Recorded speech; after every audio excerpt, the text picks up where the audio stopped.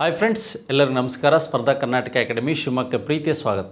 Dear friends, ನೀವು ಬಹು ವರ್ಷಗಳಿಂದ ಬಹುದಿನಗಳಿಂದ ಈ 15,000 ಈ ಒಂದು ಶಿಕ್ಷಕರ ಅಧಿಸೂಚನೆಗಾಗಿ ಕಾಯ್ತಾ ಇದ್ರಿ. ಹಾಗಾದರೆ ನಮಗೀಗಾಗಲೇ ಕರ್ನಾಟಕ ರಾಜ್ಯಪತ್ರ 1 ಬಿಡುಗಡೆಯಾಗಿ 2 ಬಿಡುಗಡೆಯಾಗಿ ಈಗ ನೂತನ ಪಠ್ಯಕ್ರಮವನ್ನು ಮತ್ತೆ ಬಿಡುಗಡೆ ಮಾಡಿದ್ದಾರೆ 10/8/2026ಕ್ಕೆ. ಹಾಗಾದರೆ ಈಗಾಗಲೇ ಅತಿ ಶೀಘ್ರದಲ್ಲಿ ಈ ಶಿಕ್ಷಕರ ಹುದ್ದೆಗಳ ಅಧಿಸೂಚನೆಗೆ ಸಂಬಂಧಿಸಿದಂತೆ ಏನು ನಾವು ನೋಡಿದಂತೆ 900 ಈ PSTR ಮತ್ತು 150 ಈ ಫಿಸಿಕಲ್ ಎಜುಕೇಷನ್ ಟೀಚರ್ಗೆ ಸಂಬಂಧಿಸಿದಂತೆ 1ರಿಂದ 5ನೇ ತರಗತಿವರೆಗೂ, ಹಾಗೆ ನಮಗೆ GPSTR 8,500ಕ್ಕೆ ಸಂಬಂಧಿಸಿದಂತೆ, ಕಂಪ್ಯೂಟರ್ ಟೀಚರ್ 500 ಸಂಬಂಧಿಸಿದಂತೆ, ಹಾಗೆ HSTR 450 ಮತ್ತು ಫಿಸಿಕಲ್ ಎಜುಕೇಷನ್ಗೆ ಸಂಬಂಧಿಸಿದಂತಹ ಏನು 450 ಹುದ್ದೆಗಳಿಗೆ ಸಂಬಂಧಿಸಿದಂತೆ ಈಗ ನೂತನ ಪಠ್ಯಕ್ರಮವನ್ನು ಬಿಡುಗಡೆ ಮಾಡಿದ್ದಾರೆ. ನಿಮಗೆ ಡಿಸ್ಕ್ರಿಪ್ಟಿವ್ ಅಂತ ಏನಿತ್ತು ಗೊಂದಲವಾದಂಥ ವಿಷಯಗಳನ್ನೆಲ್ಲ ತೆಗೆದುಹಾಕಿದ್ದಾರೆ.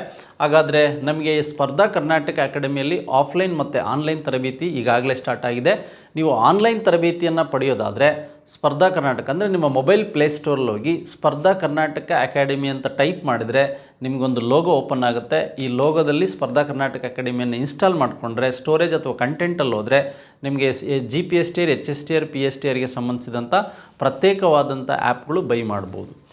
ಹಾಗಾದರೆ ಈಗ ನೂತನ ಪಠ್ಯಕ್ರಮದ ಅನುಗುಣವಾಗಿ PSTR ನಮಗೆ ಪ್ರೈಮರಿ ಸ್ಕೂಲ್ ಟೀಚರ್ ರಿಕ್ರೂಟ್ಮೆಂಟಿನ ಇವೇನು 10 ಮತ್ತು 8 2026ರಂದು ಬಿಡುಗಡೆ ಆಗಿರ್ತಕ್ಕಂತಹ ಈ ಒಂದು ನೂತನ ಸಿಲೆಬಸ್ ಏನಿದೆ, ಈ ನೂತನ ಸಿಲೆಬಸ್ ಪ್ರಕಾರ ನಮಗೆ 2 ಪೇಪರ್ಗಳು ಬರುತ್ತೆ.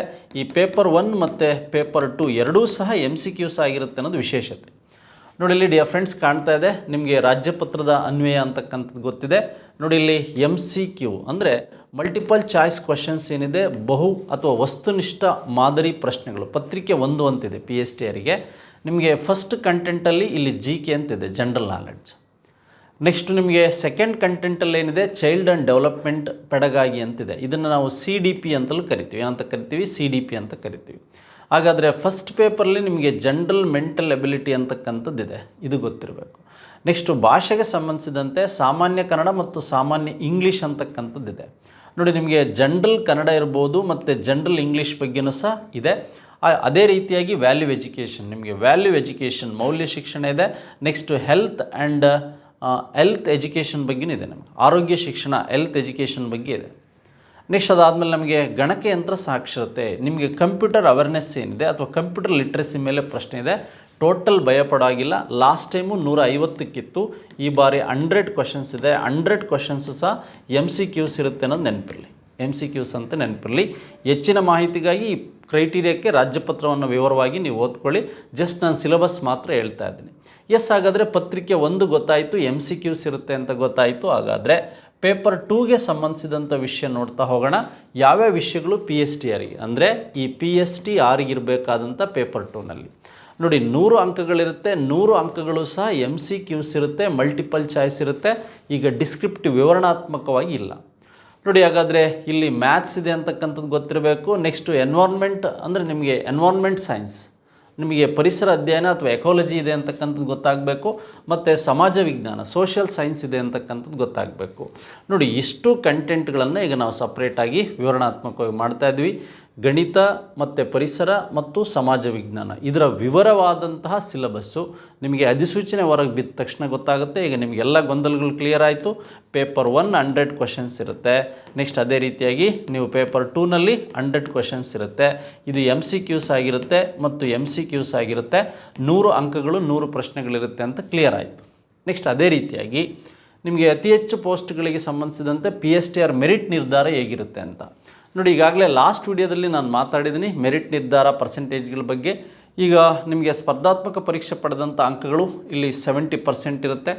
ಹಾಗೆ ನಿಮಗೆ 20% ಈ ಶಿಕ್ಷಕರ ಅರ್ಹತಾ ಪರೀಕ್ಷೆಗೆ TETಗೆ ಸಂಬಂಧಿಸಿದಂತೆ ಪೇಪರ್ 1 to 5th ಆಗಿರಬೇಕು. PUC ತತ್ಸಮಾನ ಪರೀಕ್ಷೆ 8% ತಗೊಳ್ತಾರೆ. ನಿಮ್ಮ ಏನು ಕೋರ್ಸ್ DED ಅಂತ ಮಾಡಿರ್ತಿರಲ್ಲ, ಡಿಪ್ಲೊಮಾ ಇನ್ ಎಜುಕೇಷನ್ನಿಗೆ ಸಂಬಂಧಿಸಿದಂತೆ 2%. ಟೋಟಲ್ 100% ನಿಮ್ಮ ಮೆರಿಟ್ ನಿರ್ಧಾರ ಇರುತ್ತೆ. ಅಕಸ್ಮಾತ್ ನೀವು 4 ವರ್ಷದ DED ಅಂದರೆ ನಿಮಗೆ ಈ BEd ಮತ್ತು BEd ಕೋರ್ಸ್ಗಳನ್ನು ಮಾಡಿ ನೀವೇನಾದರೂ ಬರೆಯೋದಾದರೆ ಇಲ್ಲಿ ನೋಡಿ, ಇಲ್ಲಿ 70% ಇರುತ್ತೆ, 20% ಇರುತ್ತೆ ಮತ್ತು 10% ಇರುತ್ತೆ. ಒಟ್ಟಾರೆಯಾಗಿ ನಿಮಗೆ ಈ ಸಿಲೆಬಸ್ ಬಗ್ಗೆ ಮಾಹಿತಿ ಇರಲಿ. ಪರ್ಸೆಂಟೇಜ್ ಮೇಜರ್ ನಿಮಗೆ ಇದು PSTR ನಿರ್ಧಾರ, ಪ್ರಾಥಮಿಕ ಶಾಲಾ ಶಿಕ್ಷಕರ ಡಿಪ್ಲೊಮಾಗೆ ಸಂಬಂಧಿಸಿದಂಥ ಒಂದು ನಿರ್ಧಾರ ಅಂತ ಗೊತ್ತಿರಲಿ. ನೆಕ್ಸ್ಟ್ ಅದಾದಮೇಲೆ ನಿಮಗೆ GPSTRಗೆ ಸಂಬಂಧಿಸಿದಂತೆ 8,500 ಹುದ್ದೆಗಳಿದೆ. ಇದರಲ್ಲಿ ಕಳೆದ ಅವಧಿಯಲ್ಲಿ 3 ಪೇಪರ್ ಇತ್ತು. ಈಗ ಪೇಪರ್ 1 ಪೇಪರ್ 2 ಇಲ್ಲೂ ಸಹ ಗ್ರ್ಯಾಜುಯೇಷನ್ ಪ್ರೈಮರಿ ಸ್ಕೂಲ್ ಟೀಚರಲ್ಲಿ ನಿಮಗೆ 2 ಪೇಪರ್ ಸಿಗುತ್ತೆ ನೋಡಿ. ಪೇಪರ್ 1ಗೆ ಸಂಬಂಧಿಸಿದಂತೆ ಲಾಸ್ಟ್ ಟೈಮ್ ಏನಿತ್ತು ಅದು, ಬಟ್ ಇಲ್ಲಿ ಏನಾಗಿತ್ತು, ಇದು 150 ಇತ್ತು, ಈಗ 100 ಮಾಡಿದ್ದಾರೆ ವಸ್ತುನಿಷ್ಠಕ್ಕೆ ಸಂಬಂಧಿಸಿದಂತೆ. ಇಲ್ಲೂ ಸಹ ಜನರಲ್ ಕನ್ನಡ ಇದೆ, ಜನರಲ್ ಇಂಗ್ಲೀಷ್ ಇದೆ, ಸಾಮಾನ್ಯ ಜ್ಞಾನ ಇದೆ, ಪ್ರಚಲಿತ ವಿದ್ಯಮಾನಗಳಿದೆ, ಶೈಕ್ಷಣಿಕ ಮನೋವಿಜ್ಞಾನ ಮತ್ತು ಮಾನವ ಅಭಿವೃದ್ಧಿ ಎಜುಕೇಷನ್ ಸೈಕಾಲಜಿ ಇರ್ಬೋದು. Next value and health education ಇದೆ, ಕಂಪ್ಯೂಟರ್ ಸಾಕ್ಷರತೆ ಅವೇರ್ನೆಸ್ ಇದೆ. ಟೋಟಲ್ ಆಗಾದರೆ ನಿಮಗೆ ಗೊತ್ತಾಯಿತು 100 ಕ್ವಶನ್ಸ್ ಇರುತ್ತೆ, 100 ಮಾರ್ಕ್ಸ್ ಇರುತ್ತೆ ಅಂತಕ್ಕಂಥದ್ದು ಗೊತ್ತಾಯಿತು. ಅಷ್ಟು ಸಹ MCQs ಇರುತ್ತೆ, ಮಲ್ಟಿಪಲ್ ಚಾಯ್ಸ್ ಕ್ವಶನ್ಸ್ ಇರುತ್ತೆ ಪೇಪರ್ 1 ಇದು. ಹಾಗಾದರೆ 6ರಿಂದ 8ನೇ ತರಗತಿ ಪೇಪರ್ 1 ಸಿಲೆಬಸ್ಸು. ಪೇಪರ್ 2ಗೆ ಸಂಬಂಧಿಸಿದಂತೆ ಯಾವ್ಯಾವ ವಿಷಯಗಳಲ್ಲಿ ಟೀಚರ್ ಇದ್ದಾರೆ ಅಂತ ನೋಡಿ. ಈ ಬಾರಿ ಕನ್ನಡದಲ್ಲಿ ಕರೆದಿದ್ದಾರೆ. ಕನ್ನಡದಲ್ಲಿ GPSTR ಶಿಕ್ಷಕರ ನೇಮಕಾತಿ ನಡೀತಾ ಇದೆ. 100 ಅಂಕಗಳಿರುತ್ತೆ. 100 ಅಂಕಗಳಿಗೆ ಸಂಬಂಧಿಸಿದಂತೆ ನಿಮಗೆ MCQs ಪ್ರಶ್ನೆಗಳಿರುತ್ತೆ. ನೋಡಿ, ಇಲ್ಲಿ ಶಿಕ್ಷಕರು ಕನ್ನಡ ಅಥವಾ ವಿಷಯ ಜ್ಞಾನ ಕನ್ನಡ, ಇದು ಇಂಗ್ಲೀಷ್ ತಪ್ಪಾಗಿದೆ ಟೈಪಿಂಗು, ವಿಷಯ ಜ್ಞಾನ ಕನ್ನಡ. ಈಗ ಭಾಷಾ ಶಿಕ್ಷಕರಿಗೆ ಕನ್ನಡ ಮತ್ತು ಇಂಗ್ಲೀಷಲ್ಲಿ ವಸ್ತುನಿಷ್ಠ ಮಾದರಿ ಇರುತ್ತೆ. ಕಂಟೆಂಟ್ ವಿಷಯ ಜ್ಞಾನ ಇಂಗ್ಲೀಷಿಗೆ ಕನ್ನಡಕ್ಕೆ ಸಂಬಂಧಿಸಿದಂಥ ಲಿಟ್ರೇಚರ್, ವ್ಯಾಕರಣ ಅದೆಲ್ಲ ಓದ್ಕೋಬೇಕು. ನೆಕ್ಸ್ಟ್ ಅದಾದಮೇಲೆ ನಿಮಗೆ ಇಂಗ್ಲೀಷ್ ಟೀಚರ್ ಕರೆದಿದ್ದಾರೆ. ಕನ್ನಡ ಶಿಕ್ಷಕರಾದಮೇಲೆ ನಮಗೆ ಇಂಗ್ಲೀಷ್ ಶಿಕ್ಷಕರು ಕರೆದಿದ್ದಾರೆ. ಇಲ್ಲೂ ಸಹ ನಿಮ್ಮ ಸಬ್ಜೆಕ್ಟಲ್ಲಿ 100 ಕ್ವಶನ್ಸ್ 100 ಮಾರ್ಕ್ಸ್ ಇರುತ್ತೆ. ಅಷ್ಟು ಸಹ MCQs ಇರುತ್ತೆ, ಯಾವುದೇ ಡಿಸ್ಕ್ರಿಪ್ಟಿವ್ ಇರಲ್ಲ. Paper 1 paper 2 finish. ನೆಕ್ಸ್ಟ್ ಅದಾದಮೇಲೆ ಗಣಿತ ಮತ್ತು ವಿಜ್ಞಾನ ಶಿಕ್ಷಕರನ್ನ ಕರೆದಿದ್ದಾರೆ. ಇಲ್ಲೂ ಸಹ 100 ಕ್ವಶನ್ಸ್ ಇರುತ್ತೆ, 100 ಮಾರ್ಕ್ಸ್ ಇರುತ್ತೆ. ಅಷ್ಟು ಸಹ ಮ್ಯಾಥಮೆಟಿಕ್ಸ್ ಇರುತ್ತೆ, ಗಣಿತ, ಭೌತಶಾಸ್ತ್ರ, ವಿಜ್ಞಾನ ವಿಷಯಗಳಿಗೆ ಸಂಬಂಧಿಸಿದಂತೆ.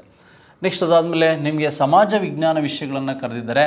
ಇತಿಹಾಸ, ಅರ್ಥಶಾಸ್ತ್ರ ಮತ್ತು ರಾಜ್ಯಶಾಸ್ತ್ರ, ವ್ಯವಹಾರ ಅಧ್ಯಯನ ಮತ್ತು ಸಮಾಜಶಾಸ್ತ್ರ, ಭೂಗೋಳಶಾಸ್ತ್ರ, ವಸ್ತುನಿಷ್ಠ ಅಧ್ಯಯನಕ್ಕೆ ಸಂಬಂಧಿಸಿದಂತೆ GPSTL ಕರೆದಿದ್ದಾರೆ. ಇದು ಸಹ ನಿಮಗೆ ನೆನಪಿರಬೇಕು. ಇಲ್ಲೂ ಸಹ 100 ಕ್ವಶನ್ಸ್ ಇರುತ್ತೆ. ಈ 100 ಕ್ವಶನ್ಸ್ ಸಹ MCQs ಇರುತ್ತೆ.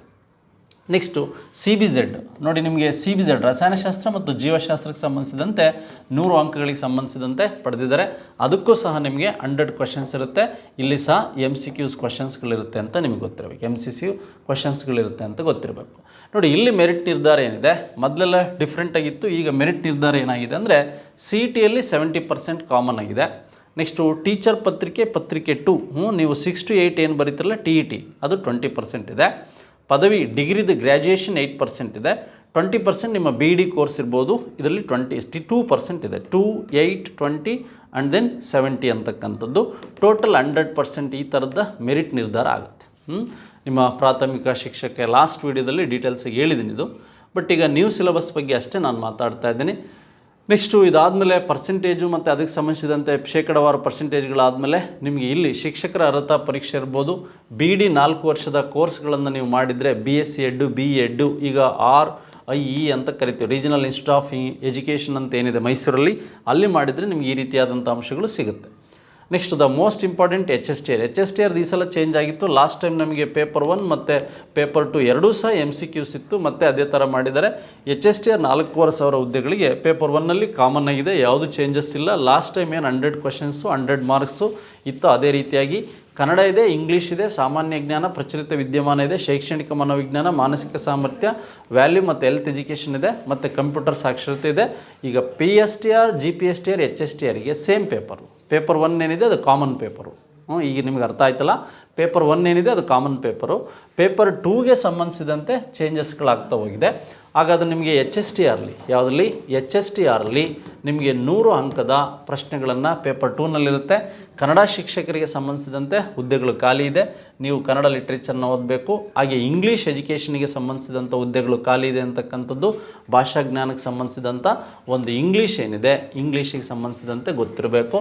ನೆಕ್ಸ್ಟು ಅದೇ ರೀತಿಯಾಗಿ ನಿಮಗೆ ಕನ್ನಡ ಮತ್ತು ಇಂಗ್ಲೀಷ್ ಎರಡೂ ಆದಮೇಲೆ ಮತ್ತು CBZ ನಿಮಗೆ ಭಾಷಾಜ್ಞಾನ, ವಸ್ತುನಿಷ್ಠ ಮಾದರಿಯ ವಿಷಯಗಳೇನಿರುತ್ತೆ, ಈ ಒಂದು CBZಗೆ ಸಂಬಂಧಿಸಿದಂಥ ವಿಷಯಗಳು ನಿಮಗೆ ಕೆಮಿಸ್ಟ್ರಿ ಮತ್ತು ಬಯಾಲಜಿಗೆ ಸಂಬಂಧಿಸಿದಂತೆ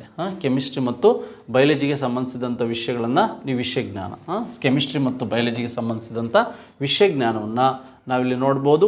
ಈ ವಿಷಯ ಜ್ಞಾನಕ್ಕೆ ಸಂಬಂಧಿಸಿದಂತೆ CBZ ಕೆಮಿಸ್ಟ್ರಿ ಮತ್ತು ಬಯಾಲಜಿ, ಕನ್ನಡ ಅಲ್ಲ, ಕೆಮಿಸ್ಟ್ರಿ ಮತ್ತು ಬಯಾಲಜಿಗೆ ಸಂಬಂಧಿಸಿದಂಥ ವಿಷಯಗಳು 100 ಕ್ವಶನ್ಸ್ 100 ಮಾರ್ಕ್ಸ್ MCQs ಇರುತ್ತೆ ಅಂತ. ನೆಕ್ಸ್ಟು ಹಾಗೆ ಭಾಷಾ ವಿಜ್ಞಾನಕ್ಕೆ ಸಂಬಂಧಿಸಿದಂತೆ ನಿಮ್ಗೆ ಈಗಾಗಲೇ ಕಲಾ ಶಿಕ್ಷಕರಿಗೆ ಈ ಸೋಷಿಯಲ್ ಸೈನ್ಸ್ ಅಂತ ಏನು ಕರಿತೀರಾ, ಇದರಲ್ಲಿ ಹಿಸ್ಟ್ರಿ ಇರ್ಬೋದು, ಜಿಯೋಗ್ರಫಿ ಇರ್ಬೋದು, ಇಂಡಿಯನ್ ಕಾನ್ಸ್ಟಿಟ್ಯೂಷನ್ ಇರ್ಬೋದು, ಅದೇ ರೀತಿಯಾಗಿ ಸಿವಿಕ್ಸ್ ಇರ್ಬೋದು, ಅದೇ ರೀತಿಯಾಗಿ ನಿಮಗೆ ಕಾಮರ್ಸ್ ವ್ಯವಹಾರ ಅಧ್ಯಯನ ಇರ್ಬೋದು, ಅದೇ ರೀತಿಯಾಗಿ ನಿಮಗೆ ಸೋಷಿಯಾಲಜಿ ಇರ್ಬೋದು, ಸಮಾಜಶಾಸ್ತ್ರ. ಈ ವಿಷಯಕ್ಕೆ ಸಂಬಂಧಿಸಿದಂಥ ಅಷ್ಟು ವಿಷಯಗಳಲ್ಲಿ 100 ಕ್ವಶನ್ಸ್ ಇರುತ್ತೆ, 100 ಮಾರ್ಕ್ಸ್ ಇರುತ್ತೆ, ಅಷ್ಟು ಸಹ MCQs ಆಗಿರುತ್ತೆ. ನಿಮ್ಗೆ ಇದೇ ರೀತಿಯಾಗಿ ಕಂಪ್ಯೂಟರ್ ಟೀಚರ್ ಮತ್ತು ಈ ಒಂದು ಫಿಸಿಕಲ್ ಎಜುಕೇಷನ್ ಟೀಚರ್ಗೂ ಸಹ common paper, first paper common ಆಗಿರುತ್ತೆ. ಸಬ್ಜೆಕ್ಟ್ ಏನಿದೆ ಸಬ್ಜೆಕ್ಟ್ ಪೇಪರ್ಗಳಲ್ಲಿ ಸಹ ವಿಶೇಷವಾಗಿ ಮಾತಾಡ್ತಾ ಹೋಗಿದ್ದಾರೆ. ಎಸ್, ಹಾಗಾದರೆ ಮೆರಿಟ್ ನಿರ್ಧಾರ ಇಲ್ಲಿ ಸ್ವಲ್ಪ ಡಿಫ್ರೆಂಟ್ ಆಗಿರುತ್ತೆ. ಮೆರಿಟ್ ನಿರ್ಧಾರ HSTRಗೆ ಮೆರಿಟ್ ನಿರ್ಧಾರ ಒಂದು CET ನೋಡಿ, IST ಅಲ್ಲಿ 70 ಇತ್ತು, ಇಲ್ಲಿ 85% ಇದೆ. ಪದವಿದೆಷ್ಟಿದೆ 13% ಇರುತ್ತೆ. ಹಾಗೆ ಶಿಕ್ಷಕರ ಕೋರ್ಸ್ಗಳಿಗೆ ಸಂಬಂಧಿಸಿದಂತೆ 2% ಇರುತ್ತೆ. ಹಾಗಾದರೆ BEd ರಿಸಲ್ಟ್ ತುಂಬ ಕಡಿಮೆ ತಗೊಳ್ತಾರೆ ಪರ್ಸೆಂಟೇಜನ್ನು. ನಿಮ್ಮ ಡಿಗ್ರಿ ಮತ್ತು ಈ ಸ್ಪರ್ಧಾತ್ಮಕ ಪರೀಕ್ಷೆಗಳ ಮಾರ್ಕ್ಸ್ ಸಹ ತುಂಬ ಇಂಪಾರ್ಟೆಂಟ್ ಆಗುತ್ತೆ ಅಂತಕ್ಕಂಥದ್ದು ಈ HSTR ಪರೀಕ್ಷೆಗಳಿಗೆ ಗೊತ್ತಿರಬೇಕು. ಅದೇ ರೀತಿಯಾಗಿ ನೀವು ಮತ್ತೆ ಇಲ್ಲಿ ಪದವಿ ಮತ್ತು ಸ್ಪರ್ಧಾತ್ಮಕ ಪರೀಕ್ಷೆಗಳ ಅಂಶಗಳು BEd ಪದವಿಯಲ್ಲಿ ಸಹ ಕೋರ್ಸ್ಗಳಿಗೆ ಸಂಬಂಧಿಸಿದಂತೆ ಸಹ ನೋಡ್ತಾ ಹೋಗ್ಬೋದು. ಎಸ್, ಹಾಗಾದರೆ ನಾವಿವತ್ತು ಮೇಜರಾಗಿ ಈ ಒಂದು HSTR, GPSTR ಮತ್ತು ಇವುಗಳಿಗೆ ಸಂಬಂಧಿಸಿದಂಥ ಪೋಸ್ಟ್ಗಳೇನಿದೆ, ಪೇಪರ್ 1, ಪೇಪರ್ 2ಗೆ ಸಂಬಂಧಿಸಿದಂಥ ಮಾಹಿತಿ ಮತ್ತು ನಮಗೆ ಇಷ್ಟು ಹುದ್ದೆಗಳಿಗೆ ಸಂಬಂಧಿಸಿದಂತೆ ನಮ್ಮ ಸ್ಪರ್ಧಾ ಕರ್ನಾಟಕ 15,000 ಶಿಕ್ಷಕರ ಹುದ್ದೆಗಳಿಗೆ ಪೇಪರ್ 1, ಪೇಪರ್ 2ನ ವಿಷಯಗಳು ಈಗಾಗಲೇ ಡಿಸ್ಕಷನ್ ಮಾಡ್ತಾ ಇದ್ದೀವಿ. ಈಗ ಸೋಷಿಯಲ್ ಸೈನ್ಸ್ ಮತ್ತು PM ಮೆಥಡ್ ಮತ್ತು PSTR ಹುದ್ದೆಗಳಿಗೆ ಈಗಾಗಲೇ ನಾವು ಟೀಚಿಂಗ್ ಕೊಡ್ತಾ ಇದ್ದೀವಿ, ಕೋಚಿಂಗ್. ಮತ್ತು ನೋಡಿಕೊಂಡು ನಾವು CB ಮೆಥಡ್ ಇಂಗ್ಲೀಷ್ ಕನ್ನಡಕ್ಕೂ ಸಹ ಆರಂಭ ಮಾಡ್ತೇವೆ. ಹೆಚ್ಚಿನ ಮಾಹಿತಿಗಾಗಿ ವಿಡಿಯೋ ಇಷ್ಟ ಆಗಿದ್ದರೆ ಇತರರಿಗೆ ಪರಿಚಯಿಸಿ ಅಂತ ಹೇಳ್ತಾ ಯೂಟ್ಯೂಬ್ ಚಾನಲ್ ಮತ್ತು ಇನ್ಸ್ಟಾಗ್ರಾಮನ್ನು ಫಾಲೋ ಮಾಡ್ತಾ ಇರಿ. Thank you very much. ಧನ್ಯವಾದಗಳು.